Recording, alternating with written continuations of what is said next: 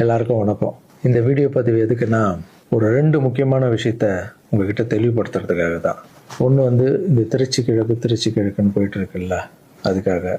இன்னொன்று நான் ரீசெண்டாக அட்டன் பண்ண ப்ரெஸ் மீட்டில் ஒரு வார்த்தையை கான்ட்ரவர்சி ஆக்கிட்டாங்க. முதல்ல இந்த ப்ரெஸ் மீட்டை பற்றி பேசிடலாம். நான் ப்ரெஸ் மீட்டு கொடுத்துட்டு வந்துட்டேன். ஒரு விஷயத்த கான்ட்ரவர்சியாக மாற்றி அது தப்பாக 2-3 பேர் பேசுகிறேன்னொடனே நான் ட்வீட் போட்டுட்டேன்.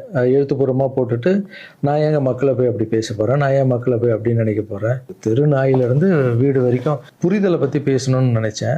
நான் பாட்டு ட்வீட் போட்டு எழுத்துப்பூர்வமாக போட்டுட்டு நான் ஷூட்டிங் போயிட்டேன். ஷூட்டிங் பண்ணிகிட்டே இருக்கோம். 2 நாளுக்கு அப்புறம் பார்த்தீங்கன்னா ஃப்ரெண்ட்ஸ் எல்லாம் ஃபோனு, நண்பா நீ இதுக்கு ஒரு வீடியோ போட்டால் நல்லாயிருக்கும், எல்லாம் தப்பாக புரிஞ்சிட்டு இருக்காங்க, ஒரு சிலர் இதை அட்வான்டேஜாக எடுத்துக்கின்னு உன்னை பற்றி தப்பாக பேசிகிட்டு இருக்காங்க அப்படின்னா, இப்போ அதான் ஒரு தடவை ட்வீட் போட்டுட்டான்ல, விட்டு நம்ம அதுக்கு போய் சும்மா பேசிகிட்டு இருக்கக்கூடாது.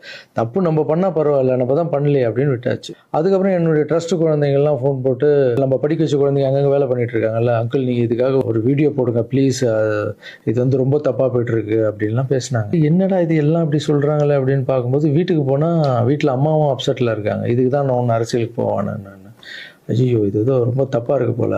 ஃப்ரெண்ட்ஸுங்கிட்ட எல்லாம் கேட்டு பார்த்தா, நம்ம சொன்ன எண்ணங்கள் வேறு, இவங்க தப்பாக பேசிகிட்டு இருக்காங்க, அதுவும் ரொம்ப தப்பாக இருக்குது அப்படின்னும் போது, எனக்கு ரொம்ப க்ளோஸான ஒரு பையன் ஒருத்தர் இருக்கார் என்னுடைய ட்ரஸ்ட்டில். அவர் பேர் ராஜகோபால்.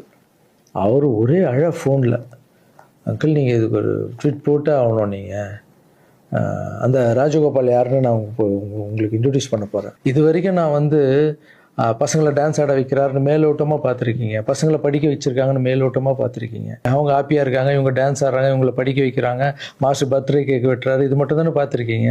ஒவ்வொரு வாழ்க்கையிலும் எவ்வளோ கஷ்டம் இருக்குது, அவங்கள நான் எவ்வளோ கஷ்டப்பட்டு வளர்த்தேன் அப்படின்றதெல்லாம் அப்போல்லாம் ரீல்லாம் இல்லை. இப்போ சொல்கிறேன், ஒரே ஒரு பையனுடைய அவர் எப்படி சேர்ந்தார், அவருடைய கஷ்டம் என்ன, நான் எவ்வளோ கஷ்டப்பட்டேன், அவர் இப்போ எந்த நிலைமையில் இருக்கார், எந்த நிலைமையில் இருந்தாலும் நான் அவர் எப்படி விடாமல் இருக்கேன்றதை அந்த பையனை இன்ட்ரடியூஸ் பண்ணுறவாங்க. இவர் பேர் தான் ராஜகோபால். இந்த வீடியோவில் பேசியே அவனுன்ற முடிவில் வந்திருக்காரு. இவர் நிறைய ஆசைப்பட மாட்டார், ஏதாவது ஆசைப்பட்டு கேட்டால் செஞ்சிடணும், எல்லாம் கொஞ்சம் கோவம் வர அவருக்கு. இவர் யாருன்னு முதல்ல நான் சொல்கிறேன். இவர் சேர்ந்தது 20 வருஷத்துக்கு முன்னாடி என்கிட்ட சேர்ந்தார். எப்படி தெரியுமா சேர்ந்தார்? நைட் நான் படுத்துட்டு இருக்கேன், ஒரு 11 மணிக்கு சொல்கிறாங்க, கீழே உங்கள் வீட்டு கீழே யாரோ ஒருத்தர் வெயிட் பண்ணுறாங்க சார், உங்களை பார்க்கணும் அப்படின்னு சொல்கிறாங்க. இல்லைங்க 11 மணி ஆயிடுச்சு, காலையில் வர சொல்லுங்க.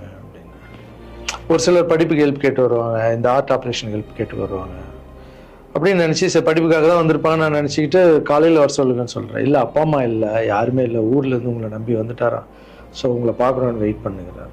கீழே போய் பார்த்ததும் தான். அப்போ இவர் கொஞ்சம் நடப்பார், நல்லா நடப்பார். கொஞ்சம்